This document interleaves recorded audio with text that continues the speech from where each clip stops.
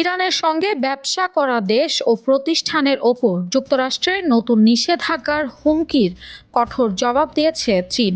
বেইজিংয়ে এক সংবাদ সম্মেলনে চীনের পররাষ্ট্র মন্ত্রণালয়ের মুখপাত্র লিন জিয়ান বলেন, নিজেদের অধিকার ও স্বার্থ রক্ষায় চীন প্রয়োজনীয় সবকিছু করবে।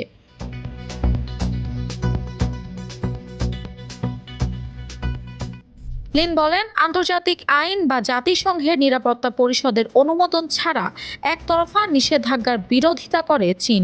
লিনের দাবি, অর্থনৈতিক যুদ্ধ ও সর্বোচ্চ চাপ কোনো সমাধান নয়, বরং এতে উত্তেজনা বাড়বে এবং বৈশ্বিক অর্থনৈতিক ও আর্থিক ব্যবস্থায়ও ঝুঁকি তৈরি হবে।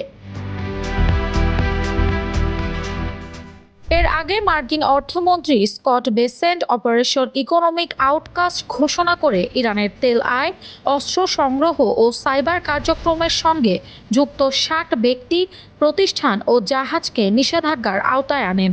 ইরানের অন্যতম বড় তেল ক্রেতা চীন দীর্ঘদিন ধরেই মার্কিন একতরফা নিষেধাজ্ঞার বিরোধিতা করে আসছে। Nafisa Tasnim Ridhika, news trail.